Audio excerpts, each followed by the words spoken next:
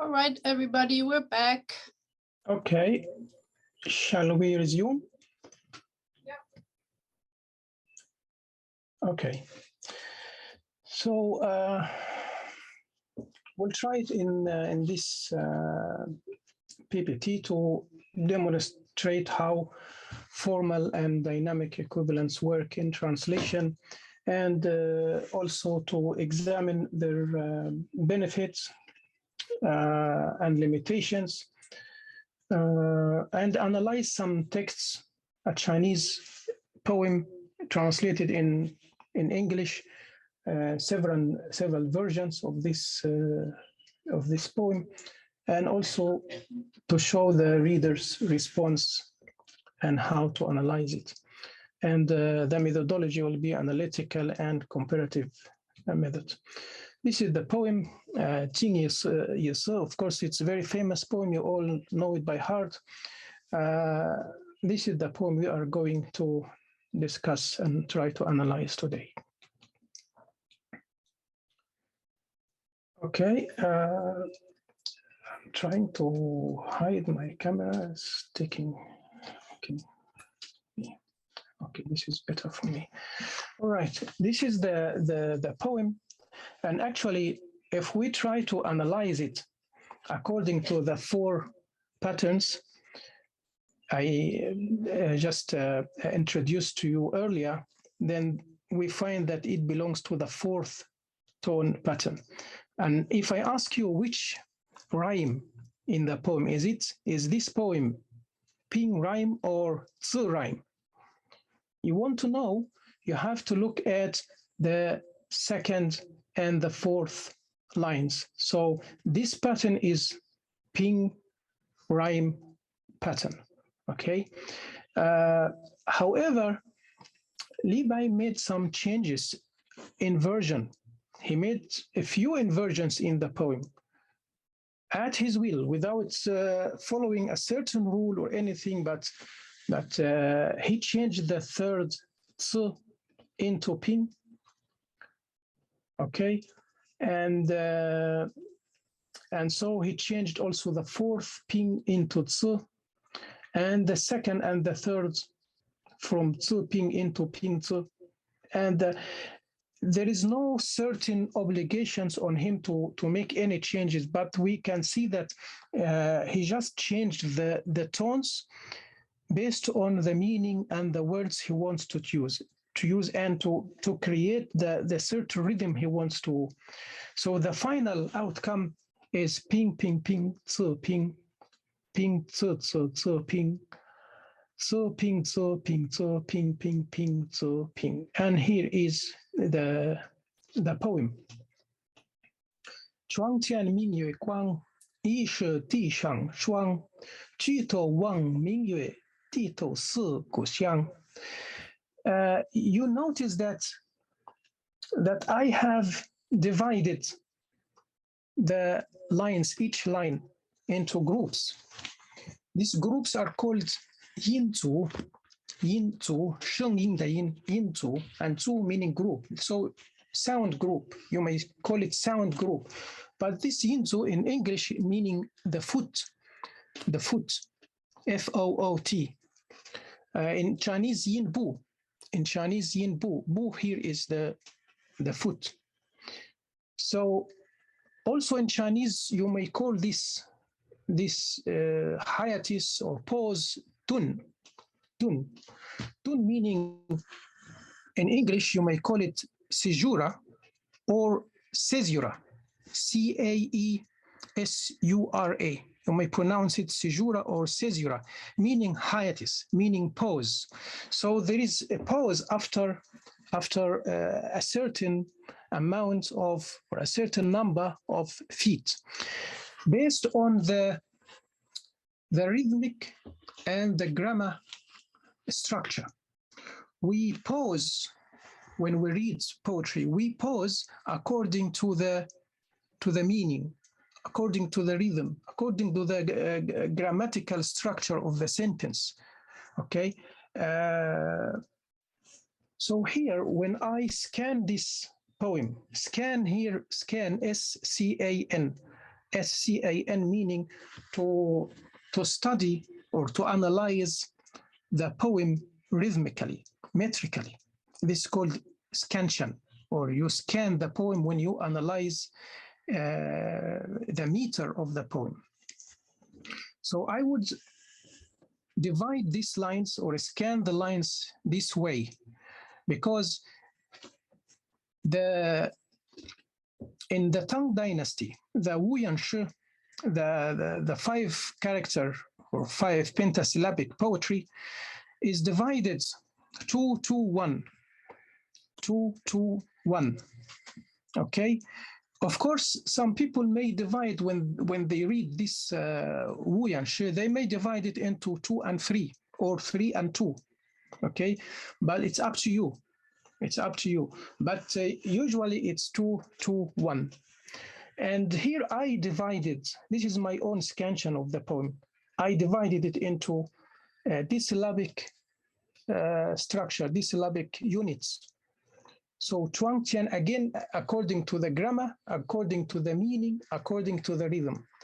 So Chuang Tian, I would put it as 1 yin bu, this 1 yin bu, Ming Yue, and then Guang.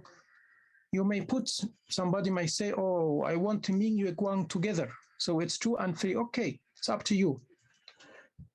Then Yi Shi, Di Shang, Shuang, the same rule. You may say Di Shang Shuang, you want to put them together, or you want to divide them. I prefer to divide them here.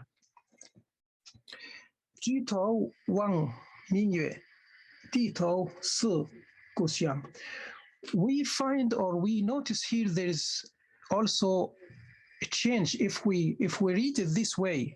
I mean, if we scan the poem this way, divide it this way, we notice that 2-2-1, and then 2-2-1, and then 2-1-2, 2-1-2. Is there any meaning for this change in the rhythm? Could there be any meaning? Maybe there is meaning, maybe there is not meaning, but for me, I would try to give it a meaning, because for a poet like Li Bai, these things should not be just read lightly or taken lightly. We as critics, we have to find meaning behind it. So I think the one here and the si, usually in prosody is the study of meter. Prosody, Prosody, is the study of meter. In the study of meter, when the foot is dissyllabic, meaning has 2 syllables, that means this is the natural rhythm. The natural rhythm, like in English, for example, iambic. Iambic is 2 syllables.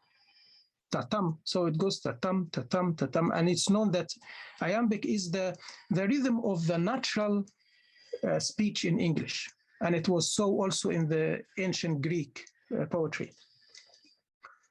When it's 3 units, when the foot has 3 syllables, that means there is speed. There's speed. You speed up things.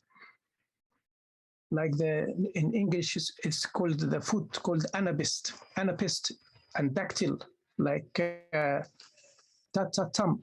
This is in English, ta-ta-tum. This is called anapist. Or start with stressed, then followed by unstressed, that's dactyl, like tam-ta-ta, tam-ta-ta.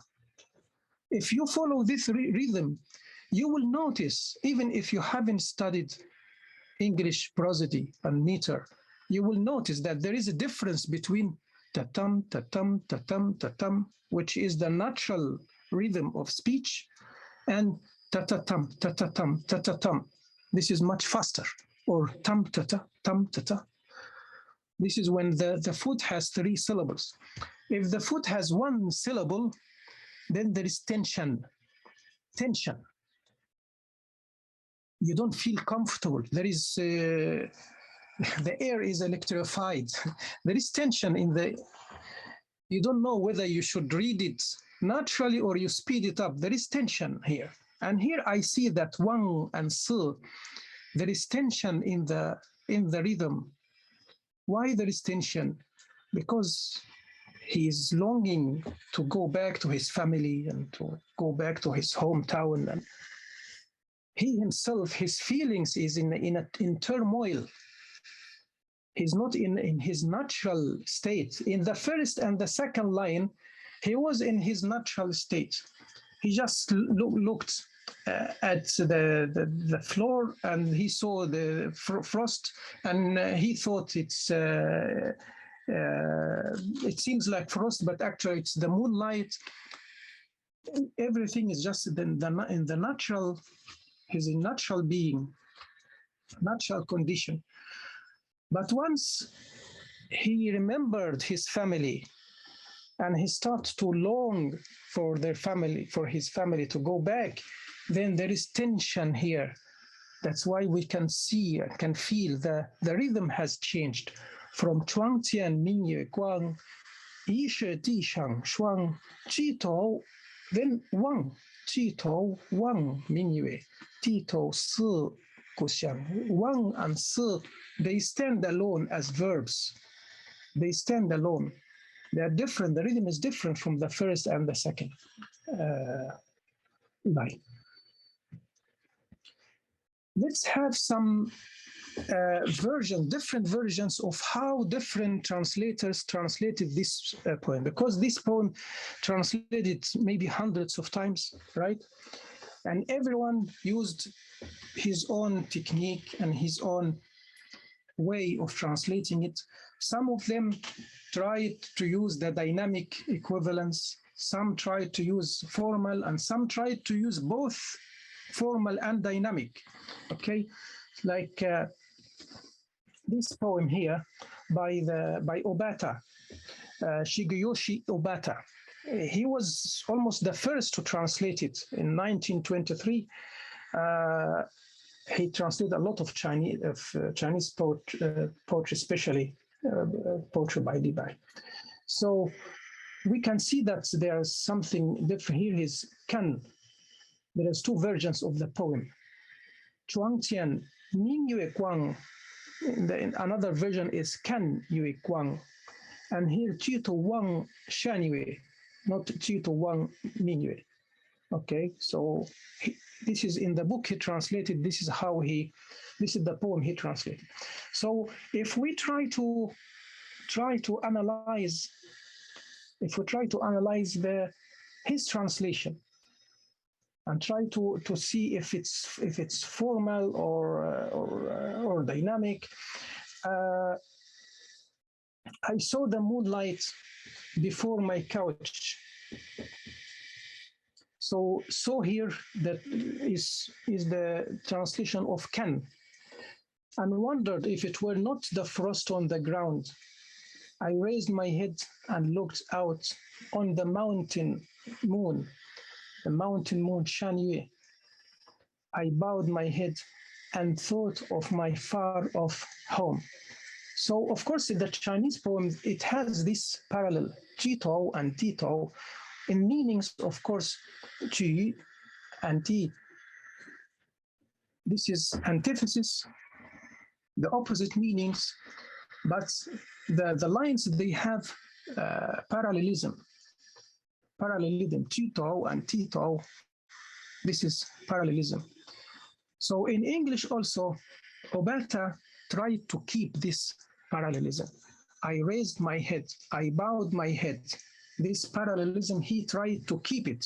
So this is formal, I would say this is formal equivalence, because he tried to stick to the Chinese poems as much as possible, at least in terms of meaning. He translated it almost very faithfully. He rendered a faithful translation. So I would say this is formal equivalence. You may say, no, I find it's dynamic equivalency. It's up to you, but you need to explain why you think so, right? And here, the antithesis, as I said, between raise and bow, and also there's a parallelism. There is another translation by Sunyi in 1982. And here we come back to Mingyue Guang and Wang Mingyue, the poem that we all know by this version. Let's see how he translated it, and let's try to appreciate the English translation and try to find some literary and aesthetic devices in the translation. The moonlight lies bright before my couch. The moonlight lies bright before my couch. How to call this repetition of L? Can you see there is repetition of L, bright before, and B, bright before. This repetition of the first letter, when it's the first letter of the word repeated, this is called alliteration.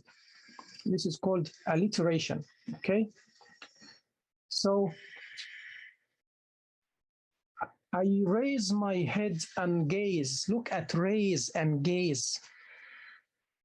This is a rhyme, but this is not end rhyme. So we can see that he did not depend, because of course, in Chinese, the rhyme is guang shuang xiang, guang shuang xiang. So it's A, B, A. This is the rhyme scheme of the Chinese poem. It's very difficult to keep this rhyme scheme in English. It's not easy, of course. It's not easy to follow the rhyme scheme of the original poem. So you have to make it up by trying to put within the lines some other sounds to make up for the lost end rhyme. So here, this is what Sunyi did. He actually used what we call internal rhyme or middle rhyme. This raise, gaze, this is rhyme. Raise, gaze, okay? And he used alliteration in bright before. Alliteration was the main rhyme in the Old English poetry. Before Chaucer introduced, and it was influenced by Latin and French poetry, and then introduced the end rhyme into the English poetry. But the ancient English, the old poetry, old English poetry was mainly alliteration. There was no end rhyme. So here he's using them. So this is very, very good. You can see line, bright before. I hang my head. Syed, Dr. Gouda, can you share the PPT? Sorry? I think you didn't share the PPT. How come it's in green? Is it? It's in green. Can you all see? Yes, a student left a message in the chat. Jojo, you can't see it? Oh, yeah, I can see no. Thank you very much. Because there's okay. no slide, not more. Yeah. Thank you. Oh, okay. Thank you. Is it okay now? Yes, it's okay. Yes. Okay.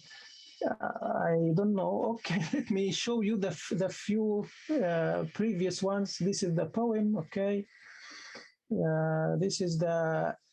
I would analyze the poem as a fourth tone pattern, right? And this is what the changes he did. But I don't think he followed a certain rule. He just did it according to his own whim, his own poetic whim. And this is the poem. That's really pretty. Why didn't you say something earlier? Okay, so this is the poem here. This is how I divided it. This is my own scansion. I would read it this way, or I would analyze the rhythm. I don't have to read it this way, but the analyzing the rhythm, I think I would do it this way. 2 2 1 2 2 1, then 2 1 2 2 1 2. Okay. And then the Obata, this is how he translated it. There is Kan and Shan. This is another version, the second version of the poem. So he translated it literally. We can see that he translated it literally. I saw the moonlight before my couch and wondered if it were not the frost on the ground. Not poetic translation. We can see it, can feel it's more like prose. The only thing that I raised my head, I bowed my, but here he just followed the Chinese structure. He faithfully followed the Chinese structure.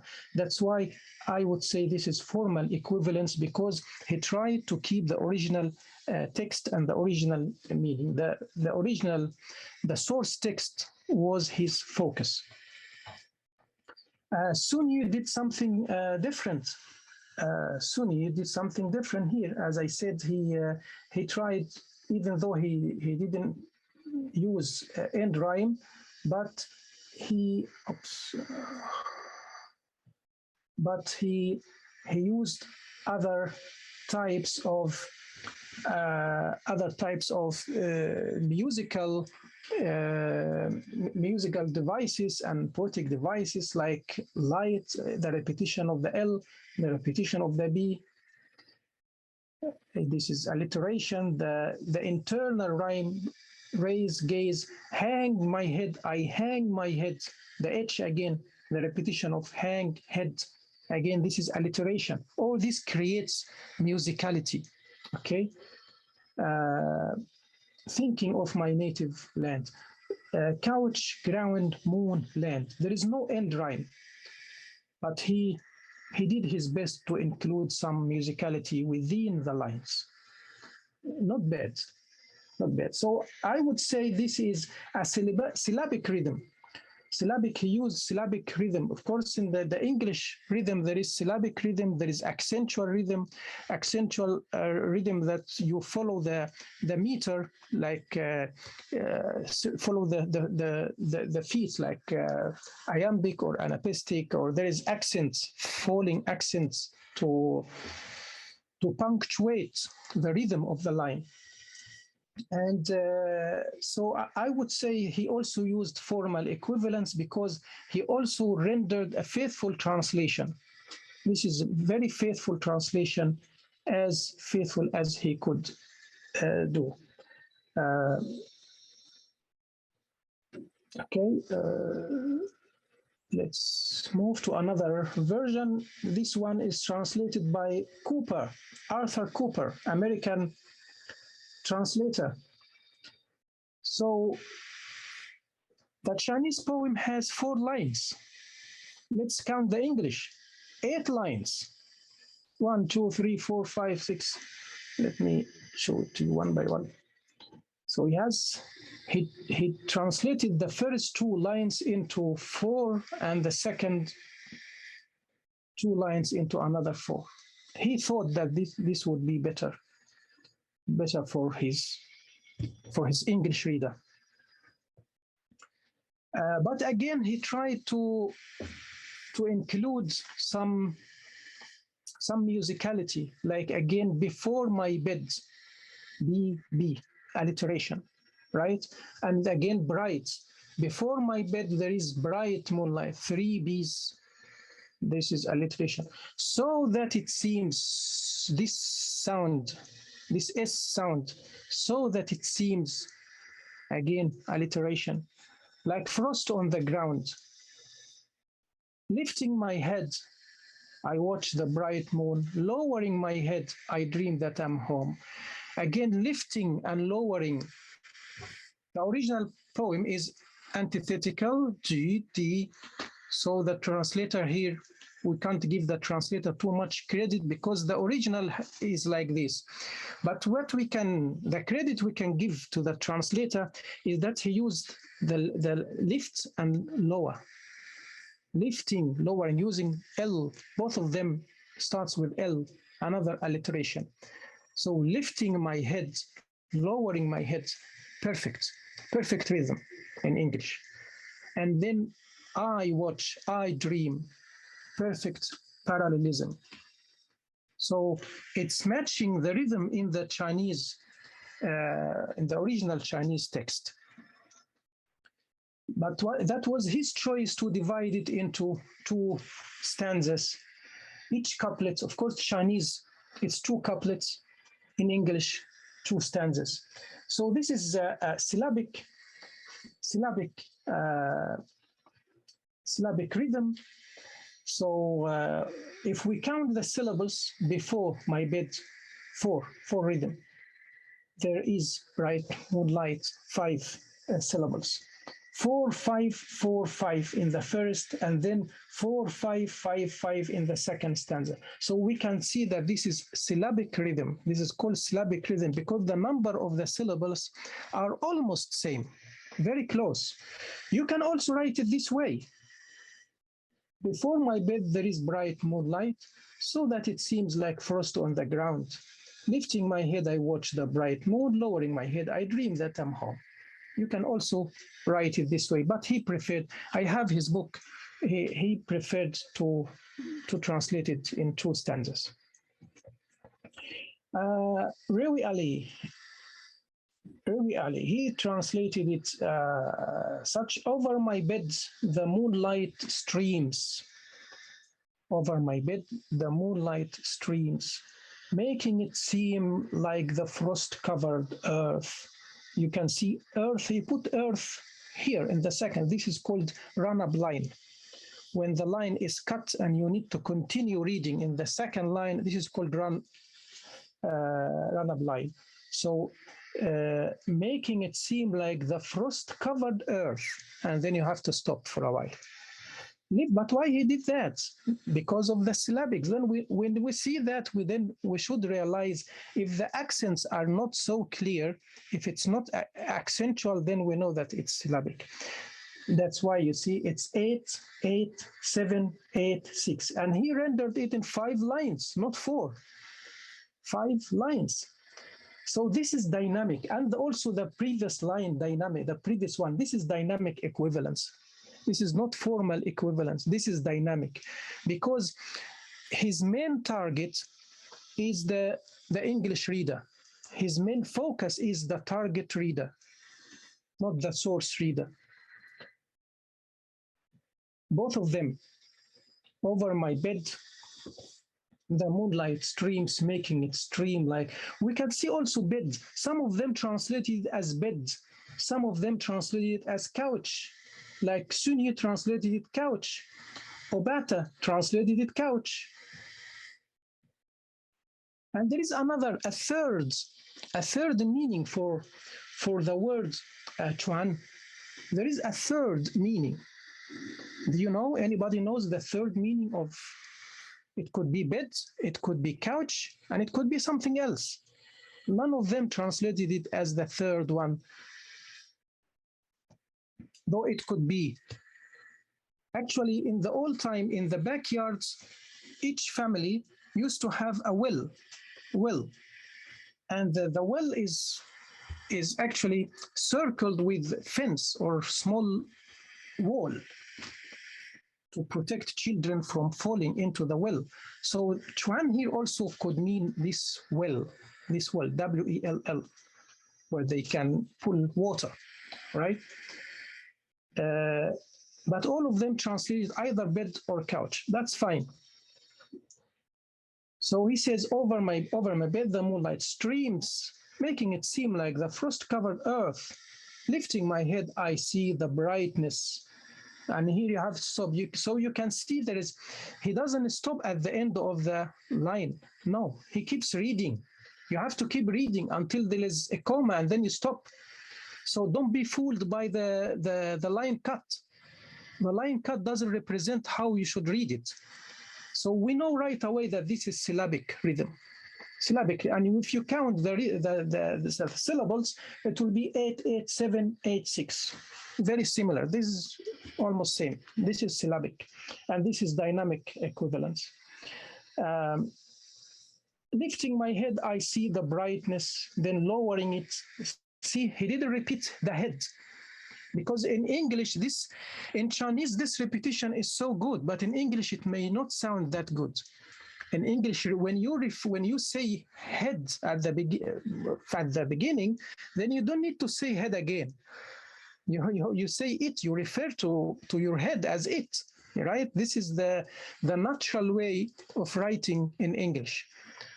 But in Chinese is different. Chinese, the appreciation is different. So here, when we see that he did not repeat the word head, we know right away that, yeah, he wants to render it in natural English, natural modern English. He didn't repeat the same word. Lifting my head, I see the brightness, then lowering it and filled with thoughts of home. This is dynamic, 100% dynamic equivalence. Another translation, this is a Chinese translator, Xi Wanzhong. Xi Wanzhong is a very famous Chinese translator, and he's very well known of translating classical Chinese poetry into English. But now he's following a completely different approach, different methods. If we read it, before my bed, a pool of light. Is it hot frost upon the ground? Eyes raised, I see the moon so bright. Head bent in homesickness, I'm drowned. Do you notice something in this translation? Do you notice something? This is the first poem that has end rhyme, right? All the other versions, none of them has end rhyme, none. Couch, ground, moon, home, no end rhyme. Couch, ground, moon, land, no end rhyme. Bed, moonlight, seams, ground, head, da da da, no end rhyme. Streams covered, sea, da da da, no end rhyme. This is the only one, light, bright, ground, drowned. So there is rhyme scheme. The rhyme scheme is A, B, A, B. There is rhyme scheme. So when we see this structure, we can see that he tried his best to keep the rhyme scheme of the original text. Even the rhyme scheme of the original text is A, B, A, B, A, A, B, A.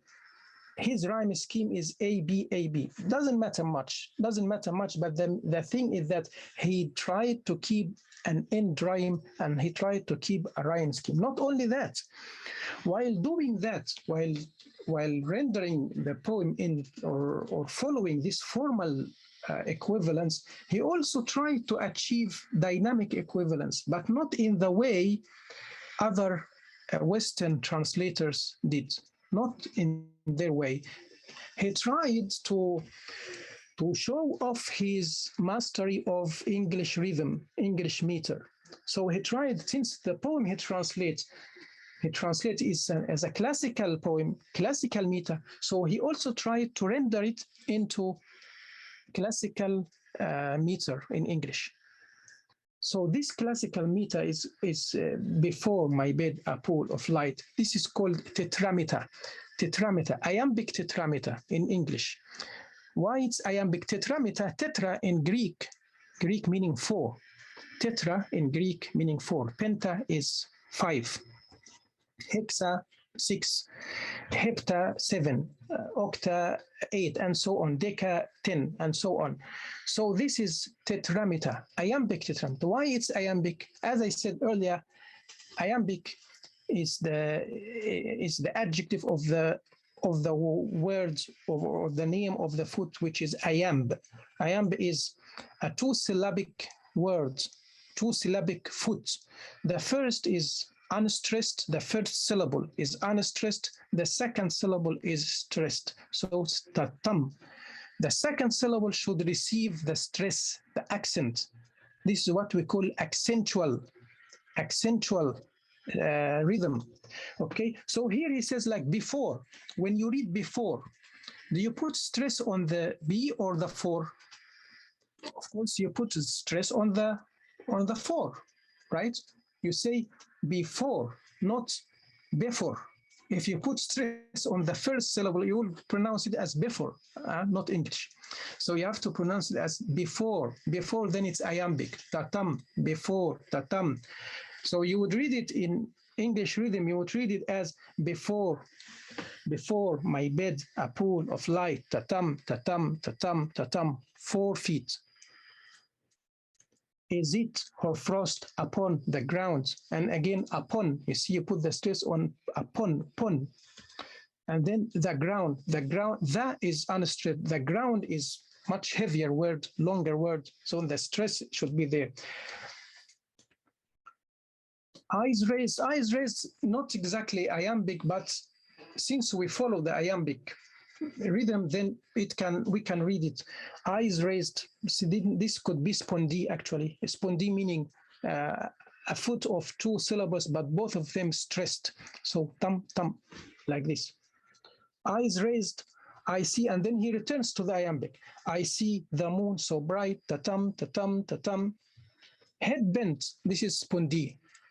Head bent. This is spondee. Head bent. Both of them receive this stress. Tum, tum. Same like the third line, eyes raised, head bent. In homesickness, I'm drowned. In homesickness, I'm drowned. This is also because you don't say sickness, you don't put stress on ness of sickness, no. But he ends the line with iambic, full iambic. I'm drowned, I'm drowned. This is iambic. And with the end rhyme, he managed to achieve this rhythmical effect. And again, before bed, the repetition of the B, this is alliteration. Eyes raised, I see the moon so bright. Head bent in homesickness. Head and homesickness also alliteration. So this is I would say this is accentual rhythm. When I analyze this rhythm, I would say this is accentual. Why it's accentual? Because the iambic foot is very clear. It's very clear before my side. The accent is very clear. So this is accentual rhythm. Okay, and it's iambic tetrameter, of course, because most of the poems, many poets, they don't have to follow exactly every line is iambic.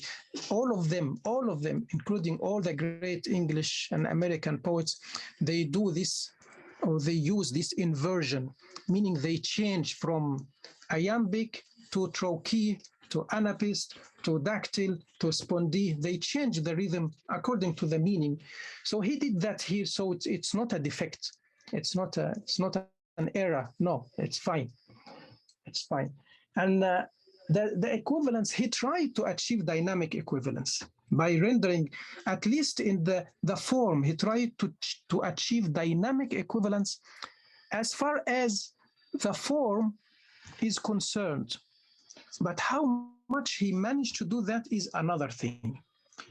I mean, for an English, a native speaker, if a native speaker reads this translation, will he enjoy the translation in the same way of this one done by Rewi Ali or this one by Arthur Cooper, which is a bit loose translation, a bit free translation? You can see that the language is more natural. Before my bed, there is bright moonlight, so that it seems like frost on the ground. It's very natural. And here also, over my bed, the moonlight streams, making it seem like the frost-covered earth. Again, very natural English. But here is not really natural English. Is it hoarfrost upon the ground? Eyes raised, you know. I see the moon so bright, head bent. In homesickness, I'm drowned.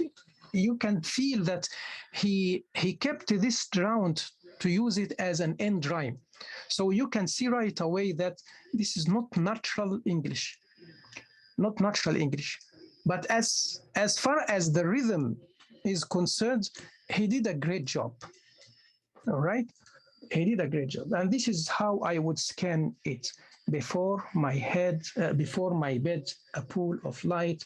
Is it hoarfrost upon the ground? Eyes raised, I see the moon so bright. Head bent, in homesickness, I'm drowned. Ta-tum, ta-tum, ta-tum, ta-tum. Most of the feet here are iambic feet. And we have another one here by Seaton, JP, and Creyer James. And this one is very free translation. Look at the poem. It's like really free verse, free verse. And he's again using the old version or the second version, Ken and Shen, instead of Mingyue Kwang and Wang Mingyue, Ken Yue Kwang and Wang Shen. So look at these short lines. Moonlight, just one word in one line. Moonlight on my bed, or frost on the earth. Of course, when you read it, you have to connect the lines together. But this is how he would like to put it, to make it look, at least look like a poem. Moonlight by my bed, and by and bed also alliteration, or frost on the earth. I raise my head, it's the moon over the mountain, and lie back thinking of home. This is a bit, he gives himself more of liberty in terms of the form, at least, in terms of form. So this is dynamic. Since he tried, or he preferred to render it in this way, this is dynamic. He thinks that this sounds better in English, sounds more natural in English, will appeal more to the modern English reader. So, and of course, we can see that there is no accentual rhythm, so this is syllabic, and there is no certain form. It's free translation. There is no certain form. There is no need even to count the syllables. We may count the syllables and say this is syllabic, but it's free. It's free form, free verse. Another one by David Hinton in '96, again using the second version, seeing moonlight here at my bed and thinking it's frost on the ground. I look up, gaze at the mountain moon, then back dreaming of my old home. Again, there is no end rhyme. And we can see that there is no much of rhythm within the lines, except maybe mountain moon alliteration. Then, yeah, there is not much to say about the rhythm of the poem, and he tried to stick to the meaning of the. So it's syllabic rhythm. The first line has 8 syllables, then 8, then 9, then 8. It's not accentual, it's syllabic, because you cannot detect real feet there.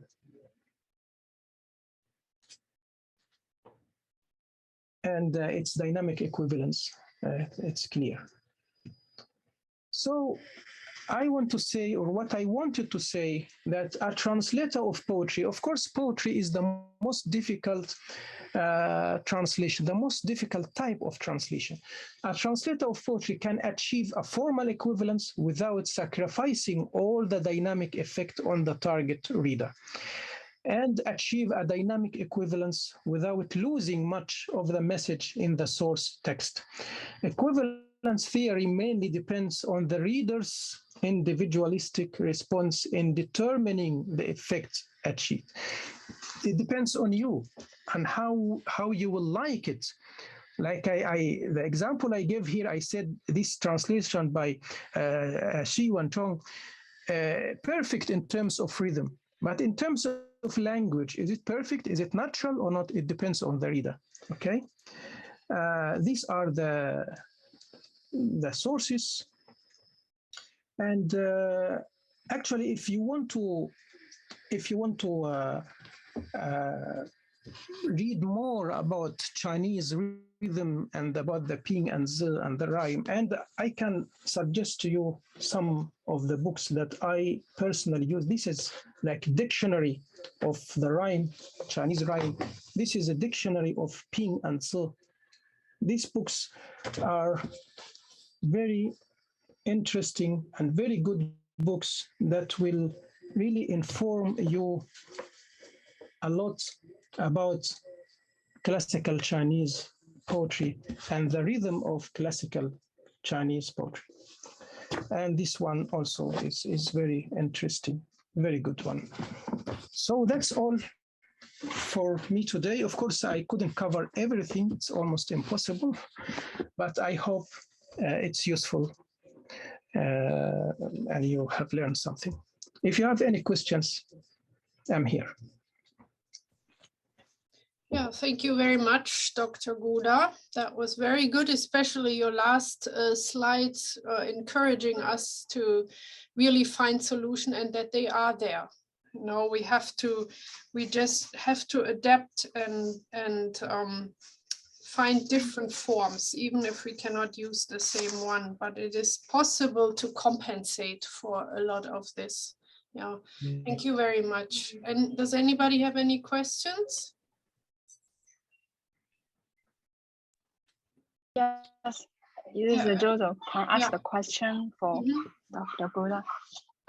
You know, Cantonese, there are 9 voices and 6 tones.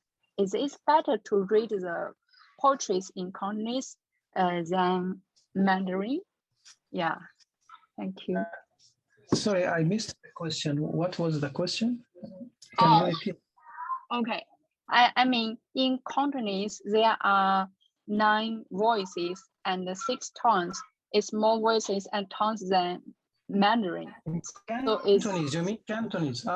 Yes, Cantonese. Okay. Yeah. Yeah. It is actually, better. Yeah, you can read it. Are you talking about the recitation? How would you recite the poem? About the recitation, right? About the reading?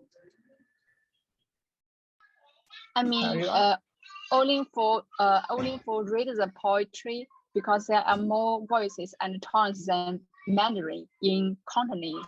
So for my own experience, I think that the lyrics in Cantonese sound more beautiful than the same song in Mandarin. So is it the same in poetry to read the poetry? Because actually most of the classical poetry were written in southern dialects.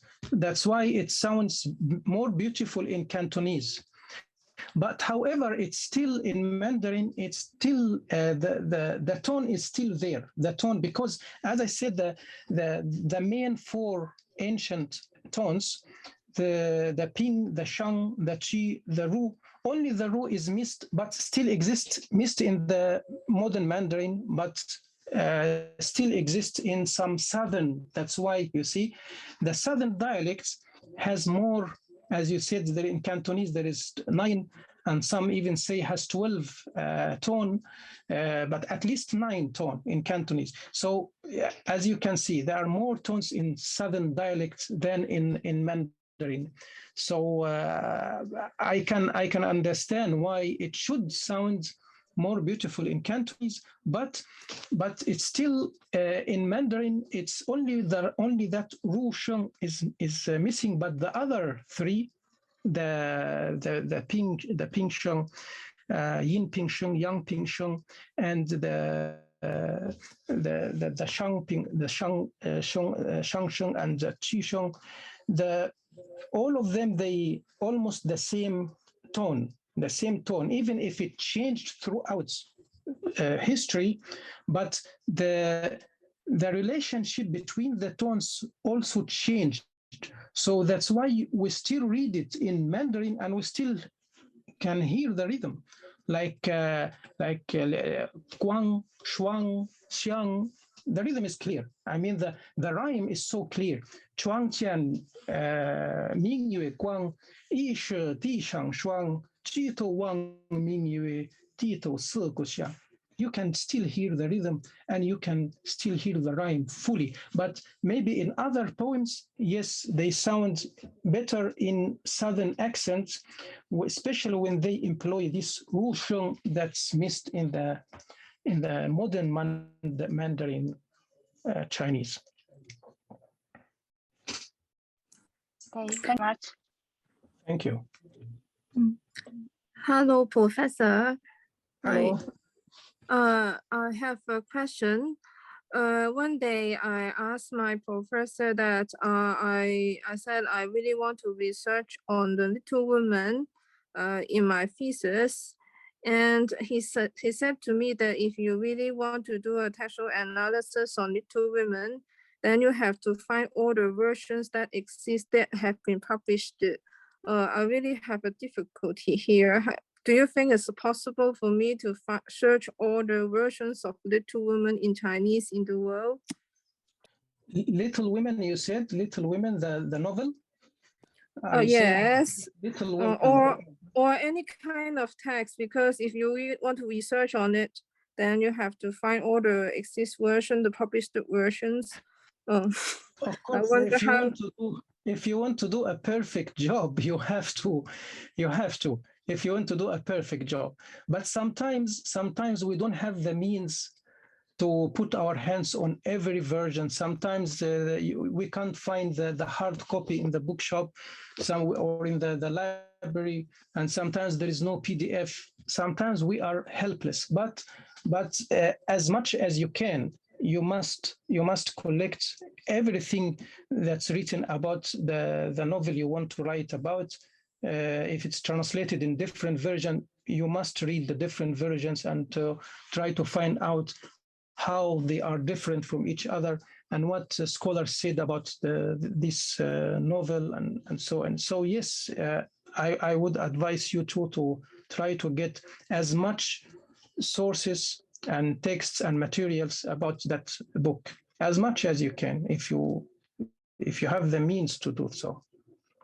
Thank you. You're welcome. Any more questions?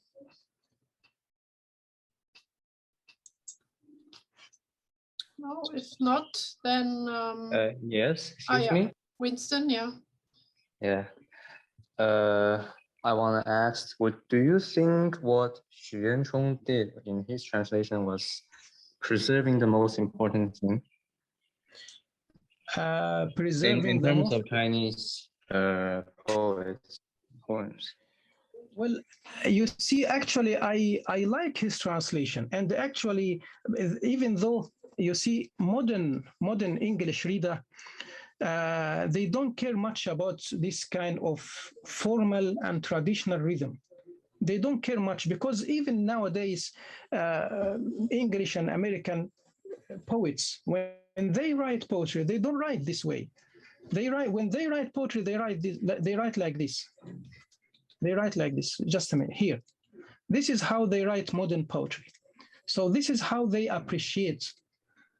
But as I said, it depends on the reader. For me, I appreciate this kind of, I still appreciate, I'm still classical person. So I still appreciate this kind of, but I say that it's still not very natural. But why I say he did really a great job, because it's not easy.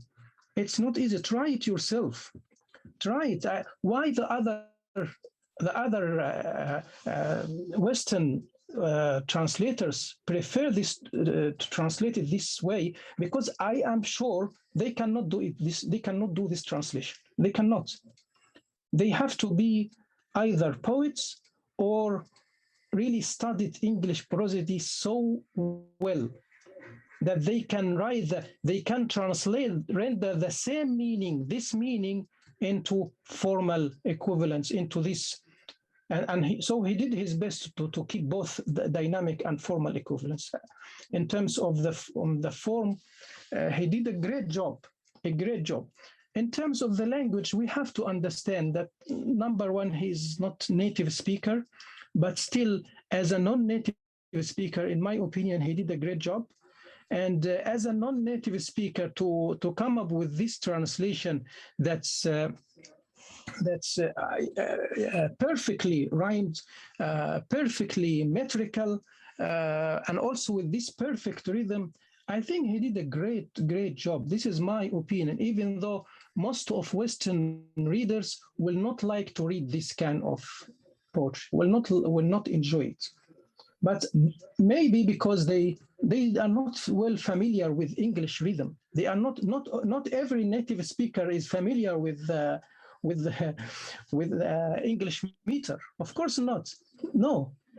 Even many poets, they are not so familiar with English prosody. So when I analyze his poem and his translation here, I think he did a great job in terms of rhythm. In terms of rhythm, he did a great job. In terms of translation also, he did very well. So, I mean, he did not deviate much from the meaning, from the literal meaning. Chuang Tian, before my bed. Ming Yue Guang, a pool of light. If you follow it, you find it's more or less very close, very faithful translation. Yet there is end rhyme, there is internal rhyme, there's alliteration, and there is accentual. It's not easy. It's almost impossible. And this is what he does in all his translation. That's why he's following a very hard path. He's treading on a very hard path. It's very difficult to translate classical poetry in this way. So there is something you have to sacrifice. What he has to sacrifice here is sometimes a sentence or a line sounds unnatural. Like eyes raised, head bent, sounds unnatural. And also homesickness. In homesickness, I'm drowned. Very unnatural. Not natural English, right? He has to sacrifice because he wants to end with drown. If we understand that, we may excuse him. We may excuse him. Yeah, so it depends on the reader. Some Western readers, they don't prefer it this way. They don't like to read translation in such a way. It depends. Yes. Yeah. Actually, we have been told by some of our teachers here in Lingnan that what Xu Yuanchong did was not very natural. The English he used was not really, naturally accepted in the English-speaking world. But after listening to your analysis, I started to believe that what he did was actually a self-aware trade-off that he intended to manipulate the English in terms to preserve something that he thinks is important in the Chinese poetry. Yeah. Yes. Yeah. This is what I said. It's in the Western to a Western reader, the English doesn't sound natural. Okay, but ask that Western reader, how much do you know about English prosody? How much do you know about English meter? But it should still sound natural I think, because even if you read classical, let's say English poetry with all the meter and everything and rhyme, it always sounds natural, but he does not sound natural to me either. And I find that difficult to accept in poetry. He doesn't sound natural, but even in English native speakers, when they have to keep the rhythm, they also have to sacrifice this naturalness sometimes. Take, for example, Daffodil by William Wordsworth. Daffodil by William Wordsworth, even William Wordsworth is the one who championed simplicity in language. And he said that poetry should be written in the language spoken by men, meaning the natural language, and he did that in his poetry. But however, still sometimes he has to use some unnatural language, like the Daffodils when he says, "I wandered lonely as a cloud that floats on high, or vales and hills, or vales." So it should be, "I wandered lonely as a cloud that floats on high, over vales and over." He's talking about the clouds. I wandered lonely as a cloud that floats on high over vales and hills. But if he says over, that will break the rhythm. So he has to delete the V and to render it into one syllable or not two syllables. So it's or. I wandered lonely as a cloud that floats on high or vales and hills. This is unnatural English, but he has to do it. And also when he says in the same poem, 10,000 saw I, when he's talking about the daffodils, he saw so many of daffodils, so beautiful. And he wants to say that so many of them, he said 10,000 saw I. This is unnatural English. Nobody says 10,000 saw I or 10,000 I saw. But that you could consider poetic license, that I understand, and it does feel natural to me. But a line like this, head bent in homesickness, I'm drowned, I don't know. Yeah, I'm not saying it sounds natural. I agree with you that it sounds unnatural. I'm not saying it's natural. Eyes raised, head bent, in homesickness, I'm drowned. All this sounds unnatural. Yes, I agree with all those who say this is unnatural. But what I am saying, he is trying to do the impossible. The impossible. The English poets, they don't translate. They are not restricted by certain meaning. They can say whatever they like. If they don't like it, they can change it. I mean, they let the poetry flow and the meanings flow according to what they want to say. But here, he is restricted by certain words, by certain meanings. He has to express this meaning and to express it in a certain rhyme, end rhyme, and certain rhythm, certain meter. This is almost impossible. Impossible. To do it in this way, it's not. Yeah, sometimes some parts don't sound natural in English, but I still bearing in mind, and because I understand what he's trying to do, I think he did a great job in terms of rhythm.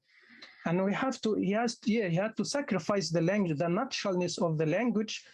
Yes, sometimes this is understood. But for those English, as I said, those English critics, I am sure they are not well familiar with, because I talked with some, or I listened to some, and I'm 100% sure that they did not study. They cannot write in this way. They cannot translate it this way. If you ask them, just for the sake of fun, translate this poem in metrical rhythm like this one done by Sion Chong, just for the sake of fun, I can bet that they cannot. And it will be very difficult. It will be very, very difficult, and may come up with a version that's not even half good as this one. So the language doesn't sound natural sometimes, but it's for the sake, he preferred to keep the rhythm, the meter, the musicality, and he had to sacrifice this natural language. Okay. So I feel that I myself can't be harsh on him, because I know what he's trying to do, and I know how hard and how difficult it is. Okay, thank you very much. Thank you. I think we need to stop now. We're way over time. Okay. So thanks everybody for being patient, and thanks Dr. Gouda for a great talk. Lots of insights and ideas. Thank you. And okay, I will see everybody next week. Thank you very much. Excuse me. Hi. Yeah. Can you I guess share Dr. Gouda's email too, because I want to ask him something about further studies, you know, in this field, because I'm really interested in meter and rhythms in poetry translation. So yeah. Yeah, Dr. Gouda, do you want to share your email in the chat? Sure. Can you write it in the chat? Thank you. Okay. Yeah, sure.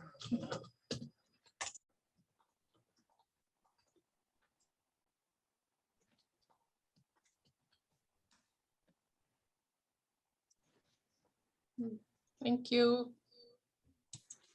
Thank you so much. You're welcome. All right, bye everybody. Thank you. Have a nice day. Bye-bye.